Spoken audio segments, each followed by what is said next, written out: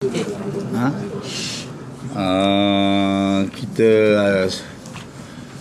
setiap hari kita lihat krisis di MIC makin hari makin teruk. Pada masa yang sama, saya berasa masyarakat India juga turut begitu tidak berpuas hati terhadap MIC dan pemimpin-pemimpin MIC kerana masalah dalaman yang begitu berleluasa. Maka kes saya hari ini nak mengumumkan seperti minta merayu ataupun menyembah kepada Presiden MIC Dato' Seri G. Palnivel, meletakkan beliau di satu tahap yang cukup mulia.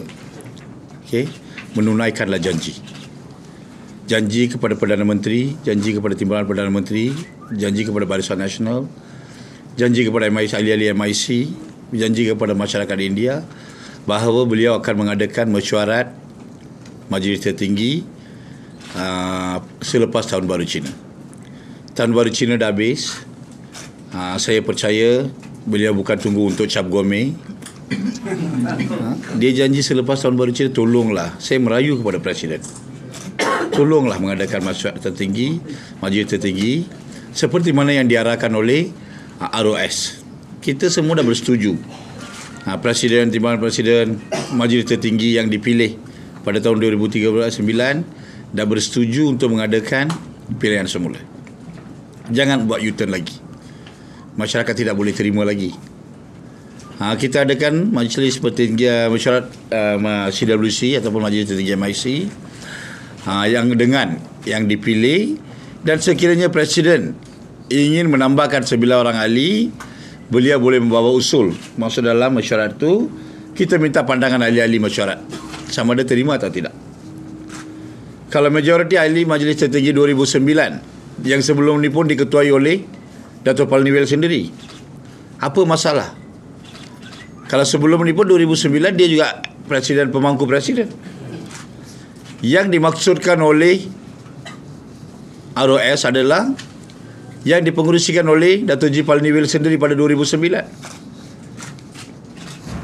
Saya minta Presiden Dato' Seri G. Palnivel mengadakan mesyuarat tertinggi MIC dengan seperti mana yang dijanji, bahawa beliau akan adakan selepas Tahun Baru Cina dengan keadaan yang segera. Tahun Baru Cina dah habis,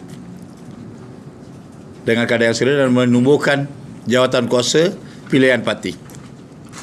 Kalau betul 3,700 orang menyokong beliau, apa masalah mengadakan pilihan? Kalau betul ada sokongan, tubuhkanlah jawatan kuasa mengadakan pilihan. Kalau dia menang, semua ikut arahan dia, tak ada masalah. Sehingga perkara ini diselesaikan, memandangkan arahan daripada ROS menyatakan tiada mana-mana pihak memegang jawatan yang sah, hanya jawatan kuasa interim. Bermaksud jawatan kuasa ini hanya untuk fungsi menubuhkan jawatan kuasa pilihan parti, bukan nak gunakan kuasa-kuasa presiden. Tubuhkan jawatan kuasa pilihan dengan keadaan yang segera dan menyelesaikan masalah ini. Kalau tidak, saya minta ahli-ahli mesyuarat 2009 mengadakan jawatan kuasa mesyuarat dengan segera, menubuhkan. Kuasa MIC bukan di bawah tangan presiden. Saya tak tahu ada peguam-peguam dalam parti tak sedar. Presiden bukan semua kuasa dengan presiden. Kuasanya terletak di bawah Majlis Tertinggi. The president doesn't have absolute power to go to court without consulting the Majlis Tertinggi. Yang kedua, Suri Nathan bukanlah Setiausaha Agung yang sah untuk mengeluarkan kenyataan-kenyataan.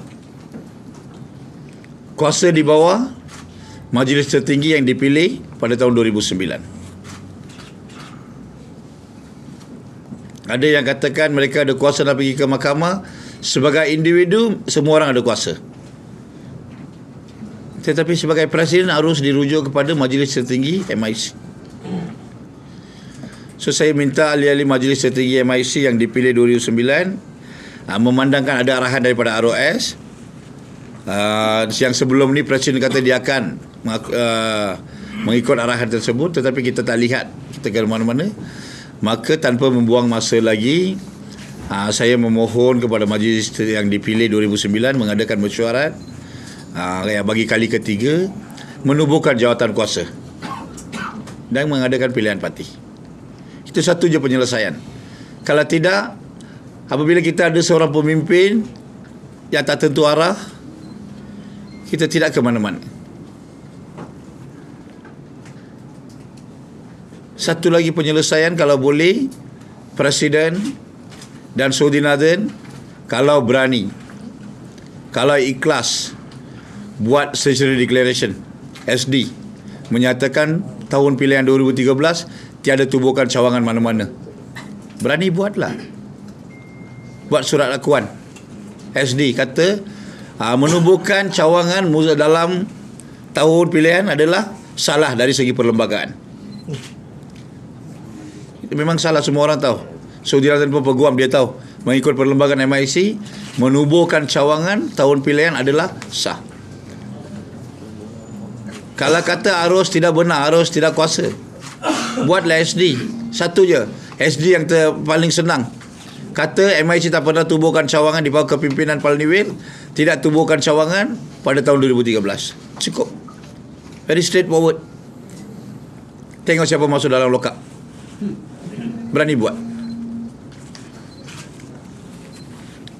So sehingga Majlis Tertinggi 2009 bertemu dan membuat keputusan, saya minta Datuk Seri Palniwil dan pengikut-pengikutnya jangan mengelirukan ahli-ahli MIC, jangan membuat sebarang pelantikan, jangan buat sebarang keputusan.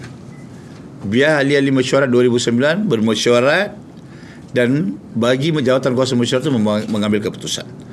Kalau nak tambah 9 lagi, saya tak ada halangan. Presiden nak gunakan kuasa, tambah 9 lagi, saya memang tak ada halangan. Tetapi bawa masuk ke mesyuarat, minta pandangan ahli-ahli mesyuarat sama ada boleh atau tidak. Sebab kita ada sekarang masalah perlembagaan. Ada yang kata Presiden ada kuasa, ada yang kata Presiden tak ada kuasa. Keputusan Majlis Tertinggi MIC adalah muktamad. Sekarang kita ada 32 orang yang dipilih. Very simple solution. Tapi yang keliru kan, tapi yang jerit-jerit, tapi yang bising-bising. Mengikut arahan ROS, 32 orang adalah ahli-ahli Majlis Tertinggi dipilih. Biar Presiden mengadakan mesyuarat dengan bersama-sama 32 orang yang dipilih, lepas tu membentang kertas untuk melantik 9 orang. Kalau mesyuarat bersetuju, tak ada masalah. Kalau mesyuarat tak bersetuju, maksudnya Presiden tak ada sokongan daripada mereka yang dipilih. Very simple solution. Kenapa nak tarik-tarik? Sekarang Presiden kata dia ada sokongan 3,000 lebih cawangan. Terus tubuhkan jawatan kuasa pilihan, kita tengok siapa menang. Kalau saya ada 3,000 cawangan, saya terus dapat tanding dah. Sekarang pun saya ada 1,500 saja. Cari lagi 400. Itu sajalah.